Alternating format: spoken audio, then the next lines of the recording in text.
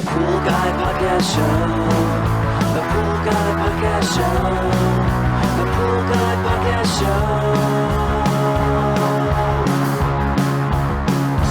Yeah! Hi, and welcome to the Pool Guy Podcast Show.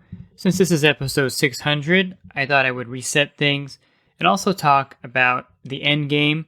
And this is not a Marvel movie, of course, but a reference to what you're working towards as a pool service professional and kind of building for the future.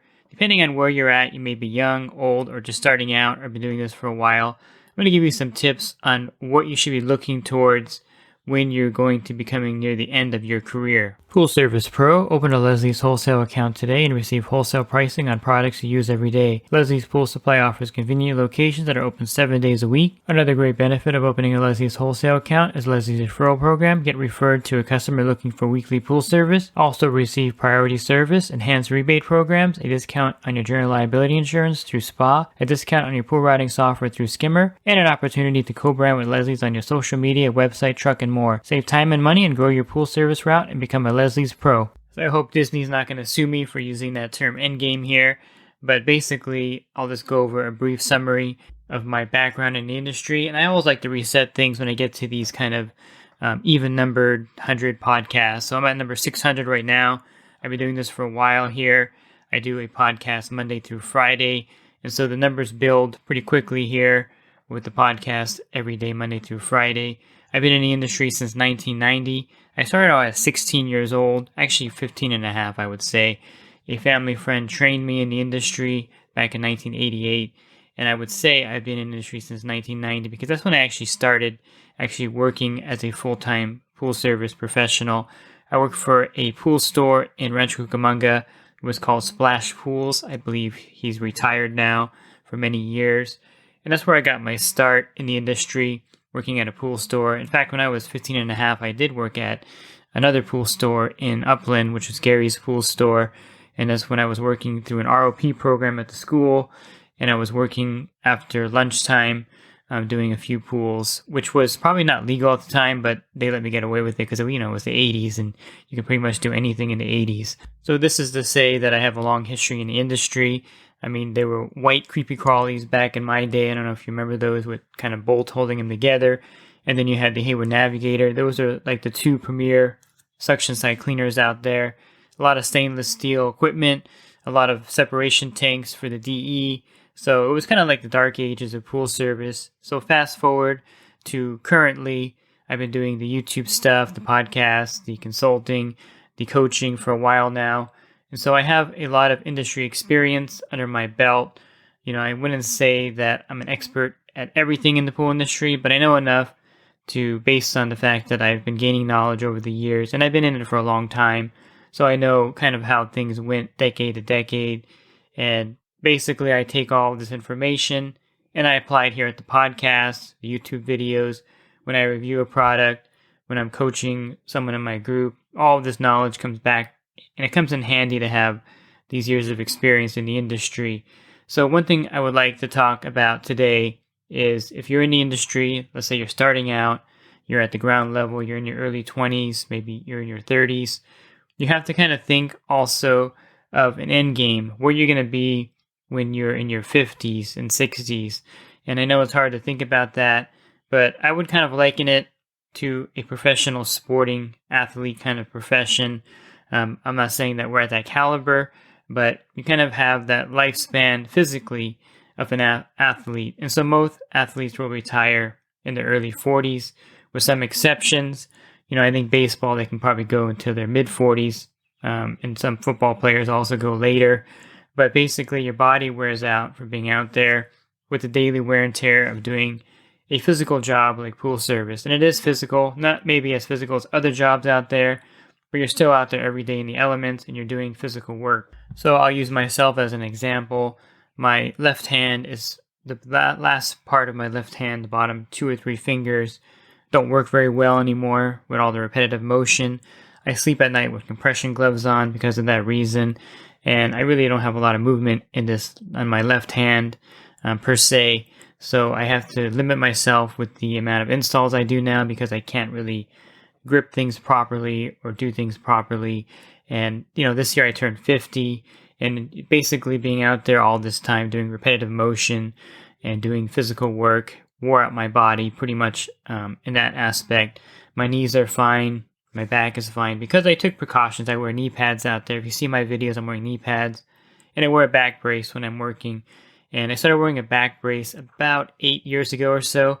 I didn't wear one before that, but when I pulled my back one day and I had to sleep on the floor for 3 weeks. And by the way, that's a little tip. If you ever hurt your back doing this kind of work, just sleep on your floor for 3 or 4 weeks and you're going to feel a lot better than sleeping in the bed. I know it takes a while to get used to it, but it really helped me when I hurt my back. So a little pro tip there. But basically, I've been wearing a back brace since then and the knee pads, so that really helps.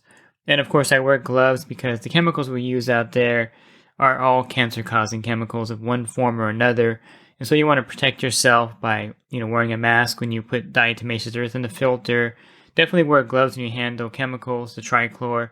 If you've ever seen the trichlor factory, you have all the employees in there in these hazmat suits, basically.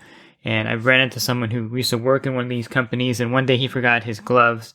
For some reason, he brought them home. These are like really high chemical resistant gloves. So he just wore like regular kitchen gloves, and his hands were all burned after a day of working there. So definitely very toxic chemicals we deal with. And so you have that cancer risk there. And then, of course, you're out there with the sun beating down on you, and you have that cancer risk there. I don't know how many pool guys I don't know who have had cancer on their face, their neck.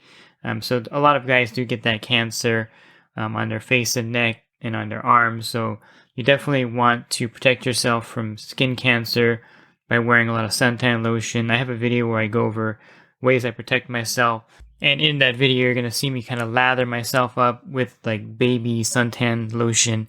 It's like the kids version because it's really thick and I like it.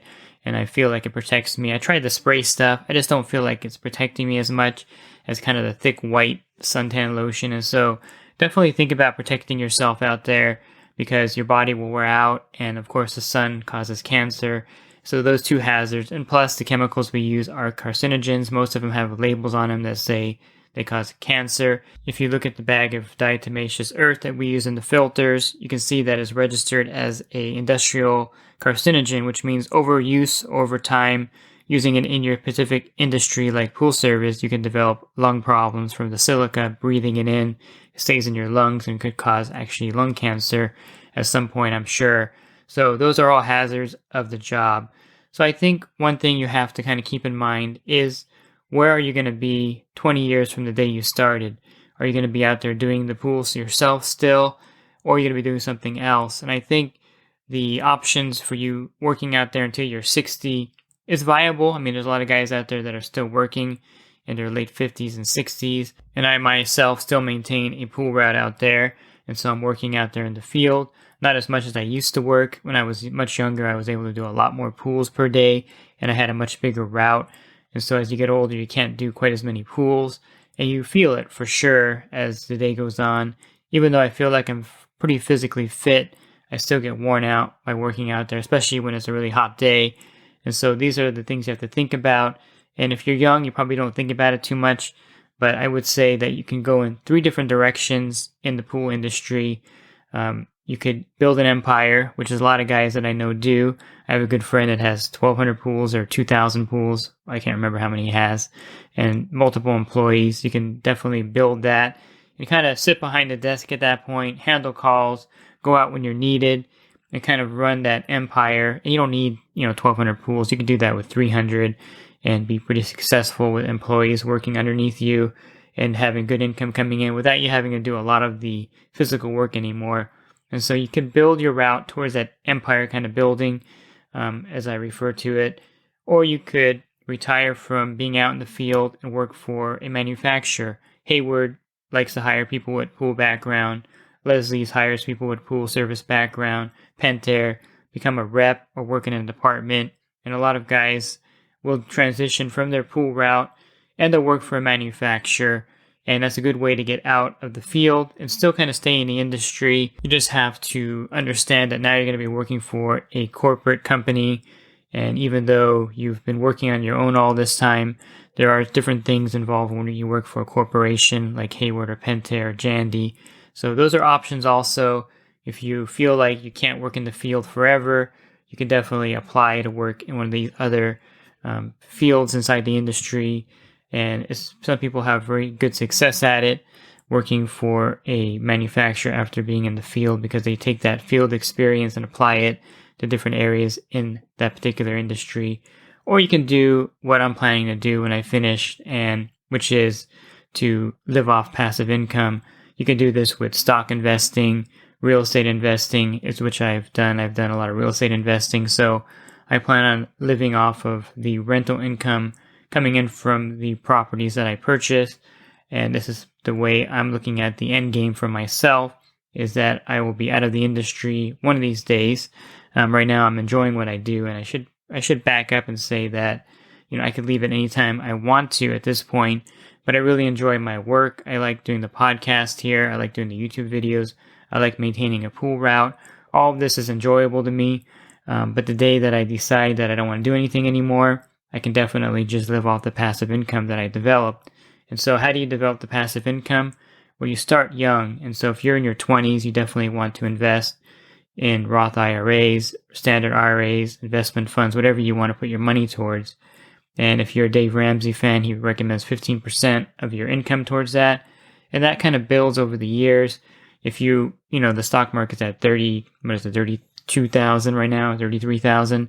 If you look back over the years, I just pulled this up on my computer. If you go back to the year 2000, the Dow was at 10,700. So that's, what is that? 3 times the amount that it was at back in the year 2000. So if you invested in 2000, you've pretty much, tripled your money, I guess. I can't really do the math in my head.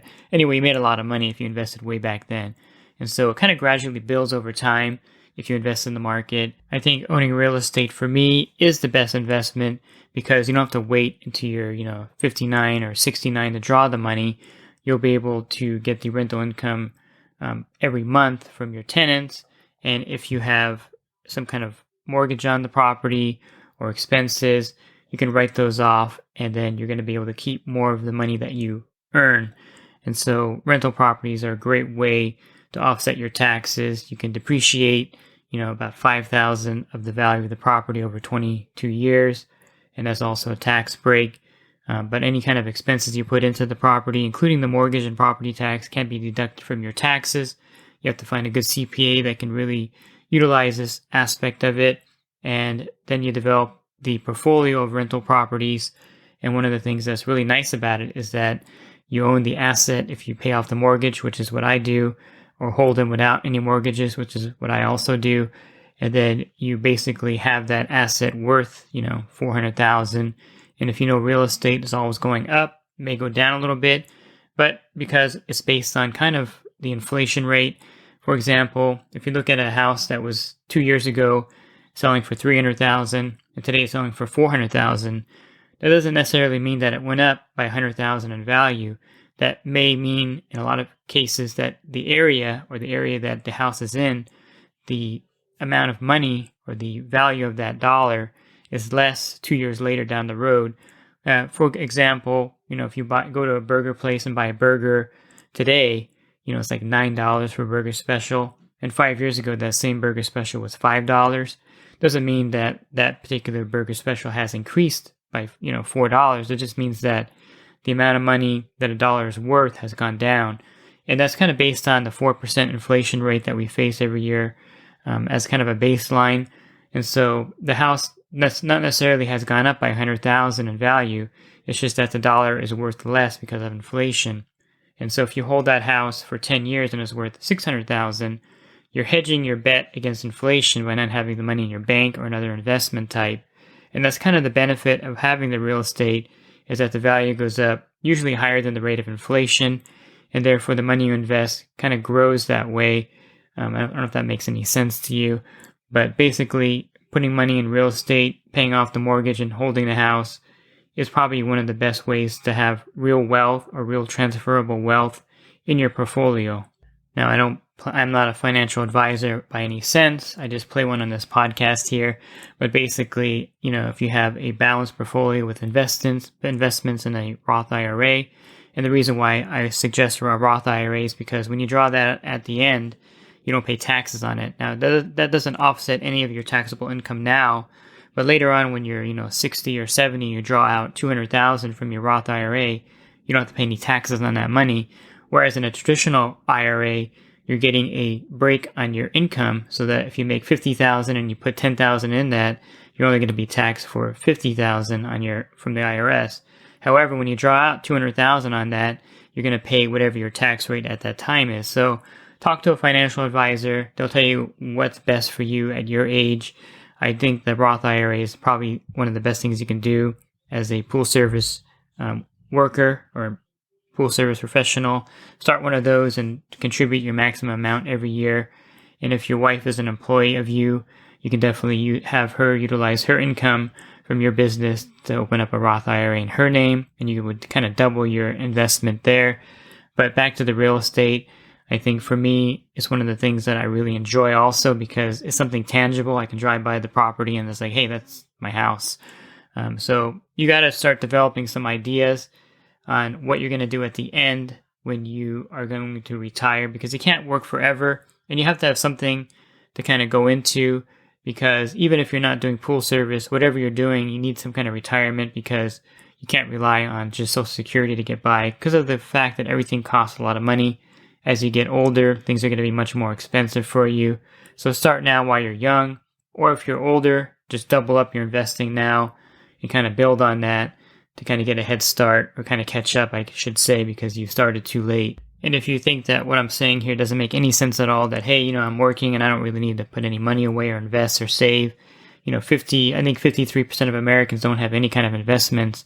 And these are the people that are going to be relying on the government to kind of help them out when they get older. And I don't think you want to be in that position when you're older, when you can do something now to avoid that. So definitely try to build some kind of investment either in the market or in real estate or any other kind of investment that you think is smart. Again, I'm not a financial advisor, but I think you have to do something with your money. And I think I should back up a little bit and explain that when you're working out there in the industry, one of the goals is to be profitable. And being profitable doesn't mean that you're making money and you're paying your bills. That's not profitable. You can do that working at Walmart. That's just a job, basically. Being profitable is having extra money left over after you pay your bills, after you reinvest in your business. And this extra money could be for savings. I would say about 10% of your income should be going towards savings. And then the rest of it would be going towards investing, either real estate or the market. Now, if you don't have a profit, you don't have the extra money to invest, then I think you have to look at your business plan and realize that you're just spinning your wheels out there, because you need to be working to generate income to make a profit so that you have that money available to invest in the future. And that includes empire building. If you wanted to build a big pool route, you're going to need that kind of money to sustain yourself as you're building an employee, because you'll probably lose some money at the beginning with an employee. I don't think you would have enough pools to where it's profitable right away. And so you're going to have to use some of that profit to offset some of the losses when you bring an employee on. And the same thing when you're switching industries, you may not make as much in a different field, like working for Hayward, that you made doing your own pool service route. And so you're going to have some kind of profit or investments built up to offset that. Now, if you're not making a profit in your business, you may not be charging enough per month. You may not be doing enough work per month to get that profit. Or you may have to look at your whole business plan and see how you can actually make money doing pool service, which is very easy to do if done right. And so I think for you to think about the end game, you have to kind of think about your business model now and what you want to do. I mean, you may not be thinking about that too much as you're building your pool business up, but on the back of your mind, you should have some thought of, hey, 15 years down the road, where am I going to be? Am I going to be out here working, doing 80 pools a week or 90 pools a week? Or am I going to have employees? I'll be in the office kind of doing estimates and bids and things like that, having them work for me. Or am I going to be in another industry, working for Hayward or Pentair, because being out in the field, I'm getting too old for that? Or are you going to live off some kind of passive income or investment? I know another pool guy that they bought a coin laundry, which is actually a pretty good business if you think about it. And he's going there and collecting the coins, or he can hire someone to do that also. But you go in there and you collect the coins and you make pretty good money. So he has a side business he has going on there. And that's perfectly fine. If you want to switch industries or have a side business, That's up to you. But I think yet when you start out, you don't really think about these things. I didn't think about these things either, I'll be honest with you. It's just one of those things that I kind of fell into thinking about. One day I realized that, I need something else besides the pool service. And I wasn't really into empire building. I didn't want to have a bunch of employees, and I didn't want to run a big business. And that wasn't my personality. And still till this day, I don't have the desire to do that. But you may have the personality for that and go for it. I'm all for you doing that. I'm kind of I like investing my money, watching it grow. And then I like to just live off of the passive income, which for me will be the rental income on the properties that I own. And I can live pretty comfortably on that. Plus I have, of course, investments in the market. And I'm going to get Social Security because as you report your taxes as a self-employed person, you do pay Social Security. And I think I should end with this here, is that a lot of times you can get away with not reporting a lot of things on your taxes. And, that's up to you how you want to structure your business, what you want to report. But I think in the end, if you're making a lot of money and you're not reporting your income correctly to the IRS, that kind of hurts your future investing ability. And by this, I mean, if you're not going to buy a house cash, they're going to look at all of your tax returns for the last 2 years when you purchase a house, getting a mortgage. And if you're not reporting your income correctly by paying employees under the table or not reporting your full income, when you go to get that mortgage for the investment property or your own personal home, you're going to have a hard time explaining why you only make $20,000 a year or $30,000 a year when you should be making $50,000 or $60,000. So I know a lot of people that are actually hurting themselves by kind of paying people under the table or not reporting their income. In fact, I have a relative that worked for a hairstylist for many, many years, and she rented a chair and never reported her income. And so when she went to retire, her Social Security was like $900. That was all she was going to get because she never reported her income. And so those things are kind of important. I mean, it's up to you. You're your own boss basically out there. You do your own taxes. I'm not going to say what you should report, what you shouldn't. But I'm saying if you really want to build wealth, you should be showing some kind of income so that if you wanted to buy a rental property somewhere, for instance, you just show your tax returns and it shows you're making good money. That's all fair. And I think that's something that you need to consider also, is that with all the checks and balances that they're doing now, you really can't, bring $100,000 cash into a deal without having some kind of record of where it comes from. There's a law that went into effect for the terrorism thing. So all the money over $10,000 needs to have some kind of money trail behind it when you invest it. So definitely think about those aspects also. And I know a lot of people don't think about that. They just think about, I want to not pay as much taxes. And believe me, I'm the same way. I pay a lot of money in taxes every year, and it hurts to write those checks to the IRS. But it's something that you have to kind of do in order to build wealth. Part of building wealth is paying higher taxes so that you can build more wealth with a higher income. I don't know if that makes any sense. But basically, you want to set yourself up at the beginning when you first start your business, and you want to look ahead to the end game. And I would say you want to be 90% focused on what you're doing now, because you want to build up your business. You don't want to be overly focused on the end. But just like when you're driving your car, you're looking forward 90% of the time, but you're looking back in your rearview mirror every 10%. Of course, you're looking for police officers or for what's going on behind you, but you're always looking back at some point. And so you want to also have some time when you're looking forward, building up your business, to look at the end game, which is kind of like looking in your rearview mirror, to kind of have that in mind. And as you kind of get older, like me, you're probably going to be looking in your rearview mirror more often because you're getting closer to the end game than not so. And so I think that's kind of how I look at it. I myself, again, didn't think of this when I was starting out. I kind of just developed this, and I had some good mentors also that kind of guided me financially. And I think that's really important too. If you are starting out and you don't know much about finances, there's a lot of resources out there on the internet, on YouTube. Find a mentor that has invested and knows what they're doing and can kind of guide you and give you the direction you need. For me, my specialty is real estate. I know a lot about being a landlord. I've been a landlord since the year 2001. It's when I got my first rental property. And so I've been a landlord for over 20 years now. So I've dealt with everything with the tenants, from evictions to someone dying in one of my units. All of these are things that I went through. And so I know a lot about real estate. I know a lot about cap rate. I know a lot about finding the right property to purchase. And so that's kind of my field that I've developed, and I really enjoy real estate. But you may find a mentor who's into the stock market. He'll show you how to do the mutual funds or how to invest in certain things. And definitely get with a financial planner. There's a lot of them out there. And find a good one that's going to set you up to kind of have a goal. If you meet with any investment planner, they're going to have a chart where they put in the amount of money you're investing now. And then 20 years or 30 years from now, they're going to tell you how much money you're going to have at that point. That's pretty basic stuff. They can do that. You can find those online tools, of course, easily online to do that. But bottom line is, when you're working out there in the field, you're young, you're physically fit, but the sun, the wear and tear on your body, everything takes a toll on you, and you can't do this kind of job forever. You're going to have to know that. I ran into a landscaper or a gardener out there. I would see him every week, and he was probably in his late 50s. He had about 5 paid for rental properties, and he said that, probably in another year or two, he's just going to turn over the business to someone else and just kind of ride off into the sunset. And he was at the point where he couldn't even push a lawnmower anymore. He just was the guy that was with the blower, because all those years of doing that really wore out his body. So keep that in mind, that, you're young now, but your body definitely will get worn out, and you need to have some kind of plan in place for your future. So I really appreciate you listening to my podcast, and I wouldn't get this far with episode 600 without the listener support. And I enjoy the feedback I get from people that listen to the podcast and email me. If you have any questions, you can definitely email me at david@swimmingpoollearning.com.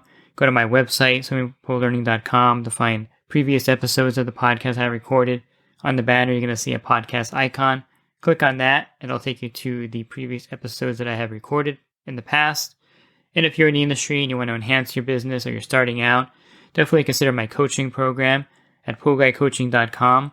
A lot of great benefits for joining there, including the ability to text me and call me in real time, and also a discount on your general liability insurance.